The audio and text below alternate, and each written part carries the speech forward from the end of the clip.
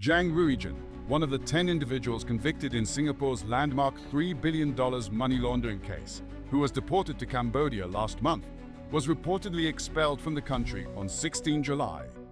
According to a Facebook post by Cambodia's General Department of Immigration, authorities acted upon receiving information about a Chinese national involved in money laundering entering the country. The agency noted that Cambodia is also a member of the Financial Action Task Force, FATF, an international organization combating money laundering and financial crimes.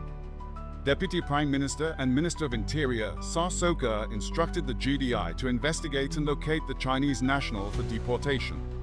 Following this directive, the Investigation and Enforcement Department conducted a search and arrest operation, resulting in the detention of 45-year-old Zhang. GDI revealed that Zhang arrived in Cambodia on 15 June, and he was arrested by Cambodian authorities and deported on July 16, 2024, through the Phnom Penh International Airport. The GDI did not specify Zhang's deportation destination, but noted that he holds a passport from Saint Kitts and Nevis, a small Caribbean island nation. Zhang was the fifth of 10 accused individuals to be dealt with by Singapore's courts in connection with the $3 billion money laundering case. He forfeited around $118 million in assets to the state, which amounted to about 90% of the $131 million worth of assets originally seized by the police.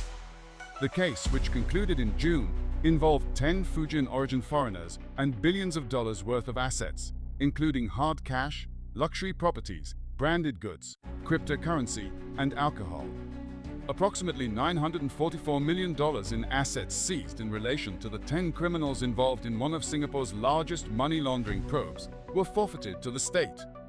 7 individuals convicted in the $3 billion money laundering case, including Zhang, were deported from Singapore to Cambodia. The others are Su Bao Ling, Su Hai Jing, Su Wen Chi Yang, Wang Bo Shan, Chen King Yuan, and Lin Bao Ying.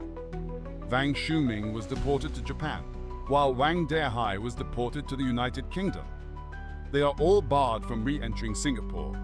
Only Su Jianfeng, a 36-year-old Vanuatu national with roots in Fujian, China, remains in Singapore. He was sentenced to 17 months jail last month. Investigations are ongoing against 17 other suspects who are not currently in Singapore. The assets linked to these suspects account for the remaining portion of the total $3 billion seized. During the parliamentary session on 2 July, Minister of State for Home Affairs Sun Suiling informed Parliament that individuals with multiple passports can indicate their preferred deportation country, but Singapore will deport them to nations most likely to accept them. Convicted foreigners can go to any country which their passports or travel document allows them to go. My question is, do offenders have a right to choose which country they would like to be deported to? So if I decide that I want to go very far away to Canada, can I just say that even if I have no connection with that country? So anyway, specifically on that case, whether they had a right to choose. And last of all, was the question of the existence of an extradition treaty between China and Cambodia, and whether that was one of the considerations which led to the government deporting 7 of these offenders to Cambodia. To answer the second question first, whether or not there was an extradition treaty between Cambodia and China was not part of the decision-making process that the ministry undertook. I think what's important is that where subjects hold multiple passports, there is an assessment by the ministry as to whether or not they are admissible to the country based on the travel documents that they have. So I think we do not want a situation where we try to deport an individual and actually the country to which we are deporting the individual to does not accept the individual.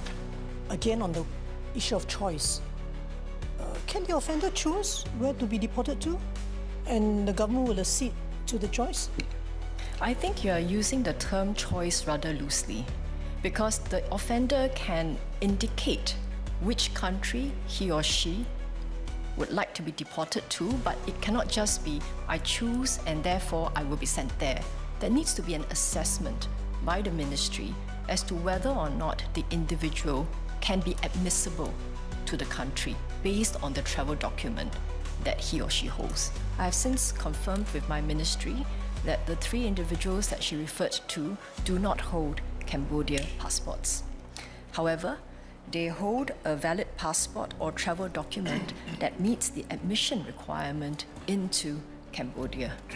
From the ministry standpoint, our main focus is to effectively and quickly deport the foreigners once they have served their sentence, and that is why it is important for us to make an assessment of their admissibility into the country.